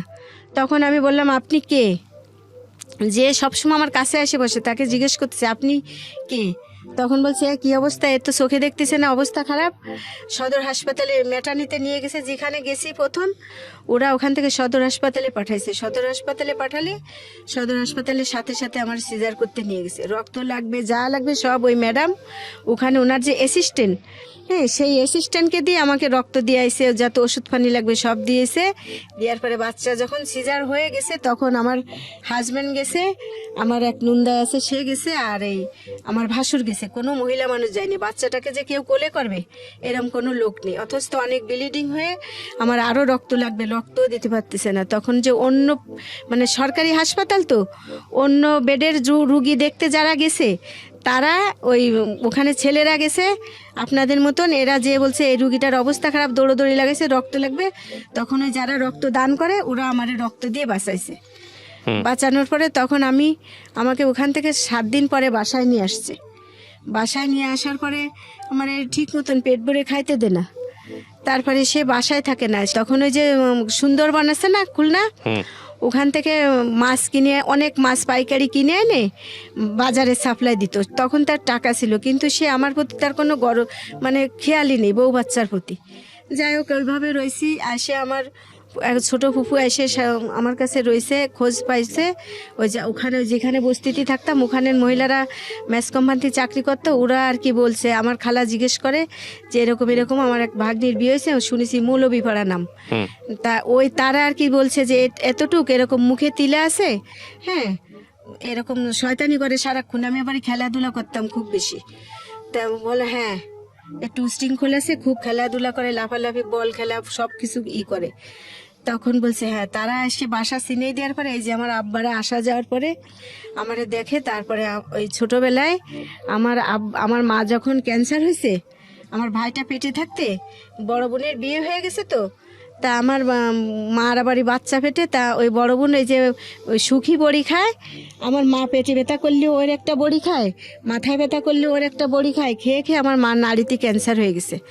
তা ওই সময় আমার মা অনেক অসুস্থ। তা আমার আব্বা, আমার মনে আছে, আমি আর আমার একটা ভাই হাত ধরে নিয়ে শীতের দিন অনেক অনেক দূরে যে সাহায্য চাইতে যেত। তা মানুষ দিত না, জোয়ান মানুষ কিসের সাহায্য দেবো, তা বুঝতাম না। তো তা আমি ওই বড় বোনের বিয়ে হয়েছে, শুধু যৌতুক চাইতো, এটা ওটা চাইতো, তাই গাছ বেছে টাকা দিছে। এটা দেখছি, দেখার পরে আমি বলেছি কি, আব্বা আমি যদি বড় হই তাহলে আমি এই জায়গার ভাগ পাবো, আমি গাছ পাবো না, গাছ বেছে আমার বিয়ে দেবো না? কয় হয় দেবো। তো তখন আমি বলছি যে আব্বা আমি কিছুই নেবো না, আমার এই জায়গা বেছে মারে ডাক্তার দেখাও। তা সেই মা তো বাঁচা নেই, মরে গেছে, কিন্তু সেই গাছগুলো রয়ে গেছে। আমার আব্বা যখন আমার ছেলেটা হয়েছে, আগে একটা ছেলে মারা গেছে যখন জানছে, তো সেই গাছ বেচে আমার আব্বা টাকা দিয়ে গেছে সেই সস্তার সময়। সেই সময় 97 সালের কথা বলতেছি আমি। 97 সালে ফেব্রুয়ারি মাসে আমার ছেলে হয়েছে। তা আমার আব্বা জানুয়ারি মাসে আসে, অনেক শীত সেই সময়, আসে টাকা দিয়ে গেছে আমার ছেলের জন্য। সেই সময় সস্তার দিন, তাও 3,500 টাকা দিছে, যে বাচ্চারে এরকম রাখো না, কাপড় চোপড় কিনে একটু লেপ বানায় ওর এতে রাখো। তা সেই টাকা দিয়ে সে তার বোনের বাড়ি চলে গেছে বেড়াতে, আমার ছেলেরা আর লেপ কিনে দেয়নি। ওকে, যাই হোক, এইভাবে সেইভাবে দিন গেছে। আর একটা বাচ্চা কনসেপ্ট করছে, হ্যাঁ, যেহেতু সিজার করে ছাড়া বাচ্চা হবে না, ফিরে বাচ্চা, তা আর একটা বাচ্চা কনসেপ্ট করছে। এই বাচ্চা যখন 4 বছর বয়স, তখন ছোট ছেলেটা কনসেপ্ট করেছে। তো এই বড় ছেলেটা ঈদের সময়ও ঘরে বাজার করে না, ওই কাকার বাসার থেকে খেতে দেয়, এ একটু দেয়, ও একটু দেয়, ছোট মানুষ তো, ঈদের দিন একটা নতুন কাপড়ও পরাতে পারি না, এইভাবে রয়েছি। ছোট ছেলেটা যখন হয়ে গেছে, ওইভাবেই রয়েছি। এত কষ্ট করছি যে আমার ছেলে, এই যে শীতের দিন খেতা গরম হয় না তো, মাটির ঘর, খাট না, নিচে শুই।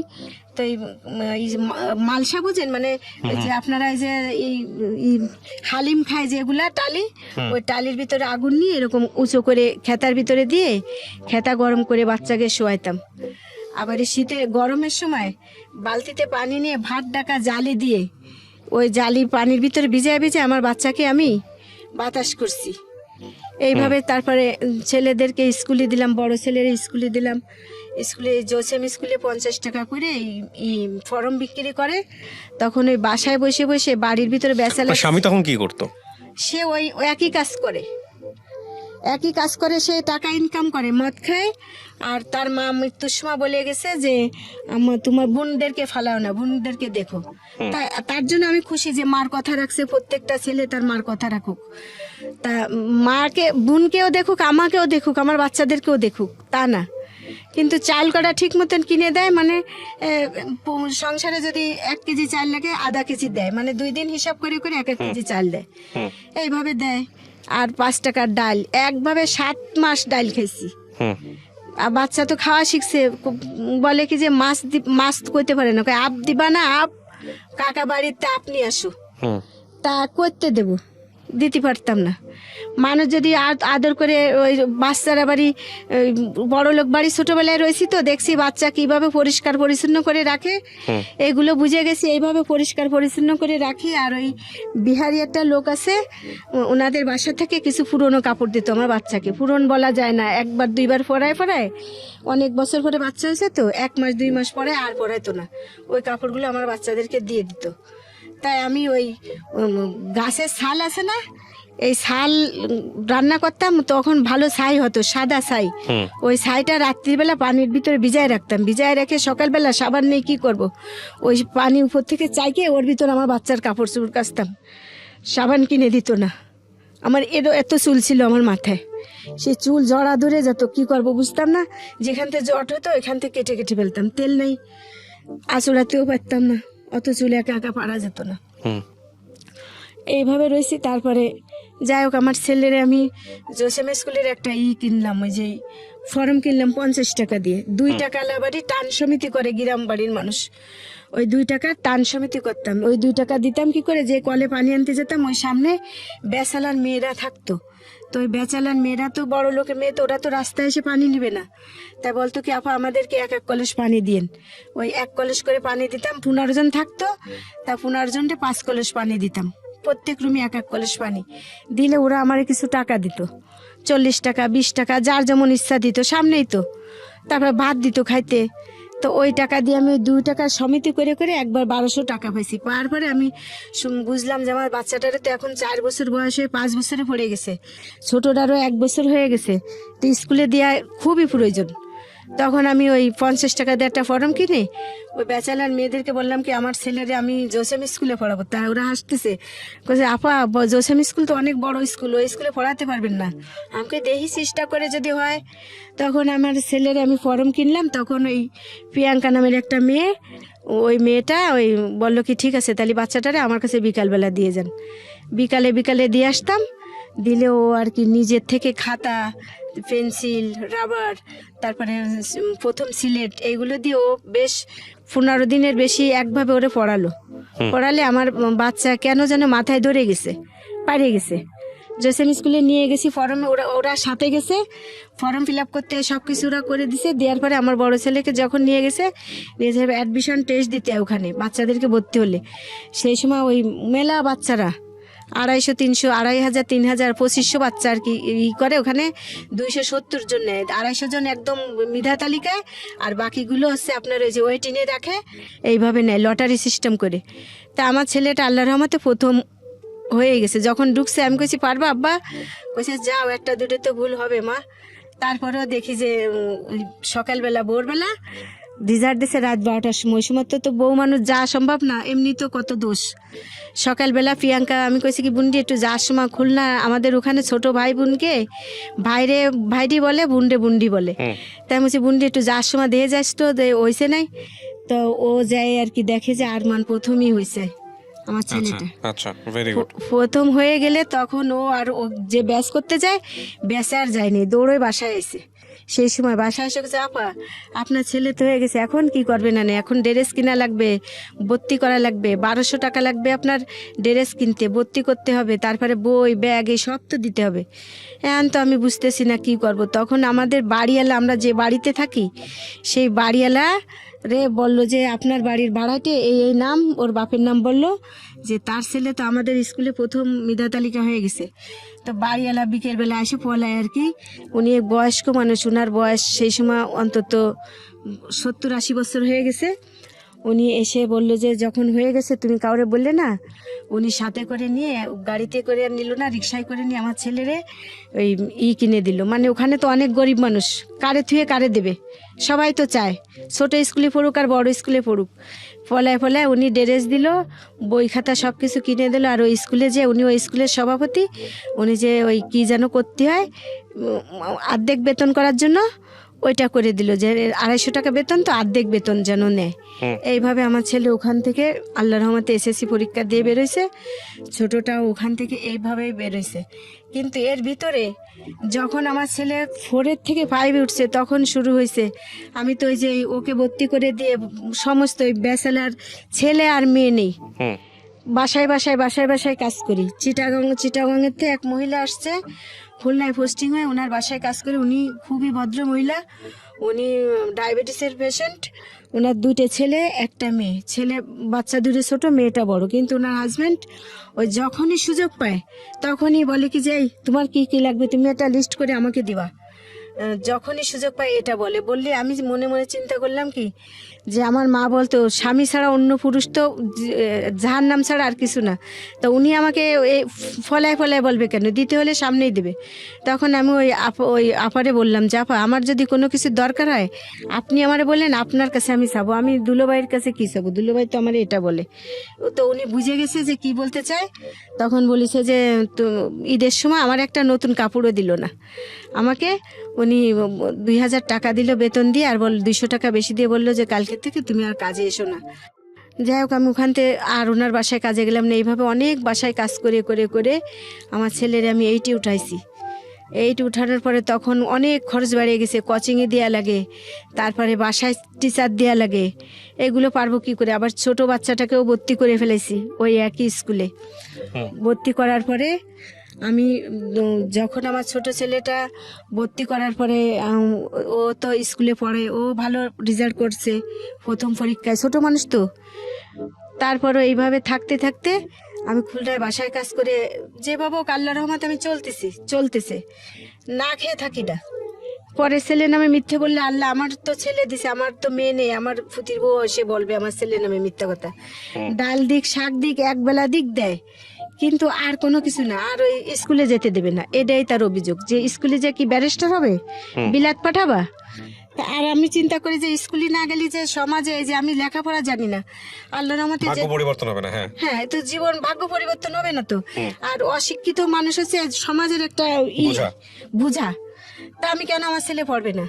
যখন স্কুলে যায় আমার ভাসুরির বাড়ির ছেলেরা ডেকে বলে যে বড় ভাসুরির ছেলে ডেকে বলে, না না এদিকে আসো, তোমার মা তোমাদেরকে বিলাত পাঠাবে না, না তোমরা ব্যারিস্টার হবা, মাছ বেচো মাছ বেচো, মাছ বেচে খালি আমরা মাছ বেচে খেয়ে বড় হয়েছি, এই সমস্ত বলতো।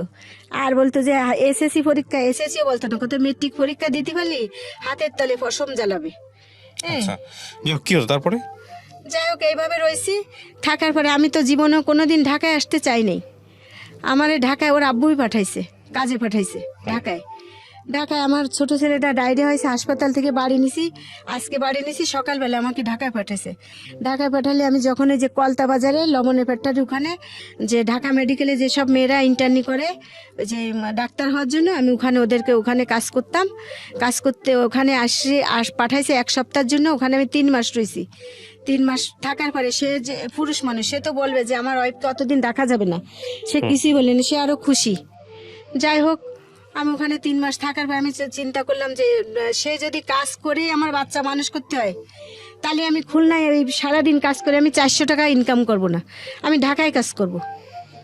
তারপরে আমি যে ওখানে আমি তো লেখাপড়া জানি না, ওই যে ব্যাচেলার যে মেয়েরা থাকে ওরা পড়াশুনো করে, আমি ওখানে ওই যে ওরা ফিফার রাখে, ওই ফিফারই করে। আবার আমার বাচ্চাদেরকে যখন টিচার পড়াতো বাসায় এসে, তখন আমি ওইখান থেকে আঁকা রস্যিকার শিখছি, ক খ শিখছি।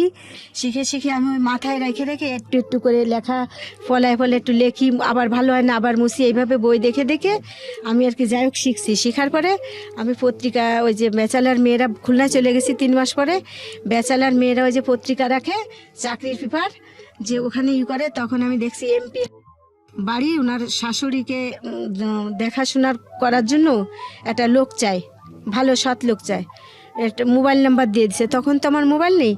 তারপরে আমি ওখানে ওই নাম্বারে যোগাযোগ করছি।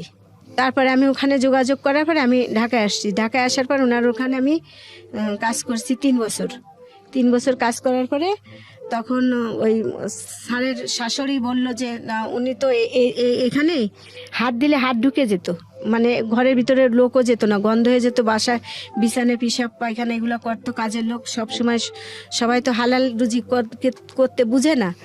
তা আমি ওনারে ওই উঠায়, আমি এবার এই যে খুলনায় যখন রয়েছি হাসপাতালেও কাজ করছি। হাসপাতাল মানে কি একটা ক্লিনিকে, ওটিতে অপারেশন হলে গামলা বাটি বুটি ধোয়া, আবার স্যারে দেখতাম যে কিভাবে ড্রেসিং করতো, কিভাবে কি করতো, এইগুলো দেখে আমি ড্রেসিং করা এইগুলো শিখছি। তারপরে এই একটা দুটা মানে স্বাভাবিক যদি কেটে যায় সেলাই টেলাই করা, এগুলো আমি শিখে ফেলেছি। ওইগুলো দেখে আমি খালা মারে আসি, ঠিক ওইভাবে ওই ওষুধ ওনার মেয়েদেরকে বললে ওরা ওইসব আনিয়ে দেওয়ার পরে আমি ওনাকে ড্রেসিং টেসিং করে তারপরে ভালোই যত্ন করে ওই ঘাট আর কি মোটামুটি সারিয়ে গেছে। সারিয়ে যাওয়ার পরে উনি যখন সুস্থ হয়েছে কথা বলতো না, মানে খেতে দিত না, স্যুপ টুপ এইসব ধরনের খেতে দিত যে পায়খানা করবে। কিন্তু ওনাকে আমি ফলায় ভাত খাওয়ানোর পরে ওনার আর কি ব্যথাটাও সারিয়ে গেছে। আর ওরকম ডাক্তার এসে দেখে বলছে আগের চেয়ে অনেক সুস্থ আছে।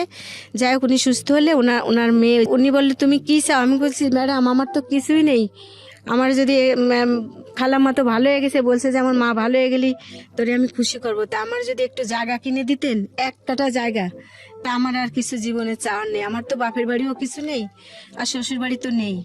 তখন ওনারা আমাকে খুলনায় জায়গা কিনে দিছে। আচ্ছা, জাকাতের টাকা দিয়ে 2 কাঠা মানে 3 কাঠা সে অল্প একটু কম জায়গা কিনে দিল। জায়গা কিনে দিলে টাকা পাঠায় দিছে ব্যাংকে, অন্য একজনের ব্যাংকের মাধ্যমে টাকা পাঠায় দিল। আমার হাজবেন্ড করছে কি, ওই জায়গা সব ওর নামে লিখছে। মানে ওই যে আগে যা উকিলের বাড়ি যে লিখতে হয় না, এইগুলো লেখার পরে আমার ছেলের আমি বলছি তুই একটু যাস তো, ও যে দেখেছে ওইটা ওর আব্বুর নামে লিখছে। তখন বলেছে মা আব্বা তো সব জায়গা তার নামে করেছে, তোমার নামে তো কিছুই না। আমি তখন বললাম ম্যাডাম এই ব্যাপার, কয় টাকা কি উঠাই দিছিস? আমাকে হয় টাকা তো আমার ছেলের দিয়ে উঠাই দিছি। আমাকে স্যার ম্যাডাম বলছে এক্ষুনি বাড়ি যাবি। সেই রাত্রিবেলা স্যার আমি বাড়ি গেছি। বাড়ি যাওয়ার সময় আমি এত কষ্ট করেছি যে সারাদিন তো খাইনি, এই কাজ ওই কাজ। তারপরে আমি ফেরির ভিতরে 3 বার টাকা বার করছি 10 টাকা করে, যে আমি একটা কিছু ঝালমুড়ি কিনে খাবার। বললাম যে না, এই 10 টাকা থাকলে 2টে কলম কিনলে 2 বার অন্তত 1 সপ্তাহ হয়ে যাবে। এইভাবে কষ্ট করে আমি বাড়ি চলে গেছি। যাওয়ার পরে বললো কি যে এই জায়গাটা এখন যদি তোর নামে হঠাৎ করে হয়, মানুষ কবে যে সুন্দরী বউ ঢাকায় পাঠায়ে এখন টাকা ইনকাম করে জায়গা কিনছে, তাহলে আমার নামে অর্ধেক করি, তোর নামে অর্ধেক থাক, পরে আমি তোরে লিখে দেবো। তা আমি ভাবলাম কি যে যদি লিখে আমার নাও দেয়, আমি ঢাকায় কাজ করি আর খুলনায় করি, তার নামের করে তো আসি। তা আমি সে নিক অর্ধেক যদি নেই, আমি যদি মরে যাই, বাচ্চারা যদি বড় হয়ে না দেখে, আল্লাহ তো দেখবে যে আমি, আমার মনে কোনো দোষ নেই। যাই হোক, আমি এইভাবে মাইনে নিছি। এখন আমারে বলে যে আমি সেই যে মাটির ঘর, এখন আমি সেই মাটির ঘরে থাকি, এখনো মাটির ঘরে ওই থাকি। জায়গাটা কি হলো? জায়গাটা ওইভাবে আছে লেখা, তার নামে অর্ধেক নিছে, আমার নামে অর্ধেক নিছে, এইভাবেই আছে। কিন্তু এখন আমি, আমার বলে জায়গার ওখানে যদি যাও তাহলে কিন্তু তোমার টেংরি ঝুলে ফেলাবো। এই যে ঢাকার কথা টথা শোনে তো, নাটক নুটুক দেখে, এই কি ঢাকায় কথা টথা শিখছে, কয় হাত ফার নলা ভাঙিয়ে ফেলাই দেবো। আমি আর রাগ করে যাই না, ওখানে তো একটু গভীর টাইপের আছে, তা বালি ফেলাতে হবে। এই যে ম্যাডাম যদি মরে না যেত তাহলে আমি ওখানে এখনো কাজ করতে পারতাম, আমার জায়গাটা একটা ঘর হয়ে যেত। তা যাই হোক, ওখানে ওইরকমভাবেই আছে। কিন্তু প্রত্যেকটা মানুষের ধারণা যে আমি, আমার হাজব্যান্ড সবসময় বলে আমার সাথে, তার 2007 সালে থেকে তার সাথে আমার কোনো মানে শারীরিক কোনো রিলেশন নেই। আমি ঢাকায় চলে আসছি, ঢাকায় আসে একই কথা যে দেহর ব্যবসা করে, কিন্তু না, দেহর ব্যবসায় কোনোদিন এইগুলো করে মানুষ ভালো হতে পারে না। আর এগুলো জঘন্য কাজ, একদিন তো মরতে হবে, মাটির নিচে একদিন যাওয়া লাগবে, হিসাব দেওয়া লাগবে। আমি যদি ওরকম কিছু হতাম তাহলে তো আমার ছেলে এখানে এসে থাকে, ছোটোবেলাতে এসে থাকে, আমার পাশের বাড়িতে কাজের মানুষ নিয়ে এসে কাজ করতাম। আমি এখনও বাসায় বাসায় কাজ করি। আমার একটাই প্রবলেম যে আমার ছেলে দুটেরে, আমি যদি, আমার বড় ছেলেটা অনার্স শেষ করে মাস্টার্স কমপ্লিট করছে এবার, তা আমার যেখানে চাকরির কথা বলতে যাই, সবাই মানে পলায় আর কি, যারা আর কি যোগাযোগ ওরে বলে, আমারে বলে টাকা চাই। কিন্তু আমাদের ইস্টা কোনো টাকা নেই বলতে আমার আছে 60,000 টাকা আছে আমার ইস্টা, যে ঘর করে একটু ঘরে যে যাতে একটু থাকতে পারি। আমি নামাজ কালাম পড়ি, 5 ওয়াক্ত নামাজ পড়ি, আমি তাহাজ্জুদের নামাজ পড়ি। যে আপনার এখানে আসছি আমি কিন্তু কায়জা নামাজ পড়ে আসছি, ঈশান নামাজ পড়ে আসছি, যেহেতু আমার নামাজ কায়জা না যায় যদি রাস্তায় রোডে ধরে।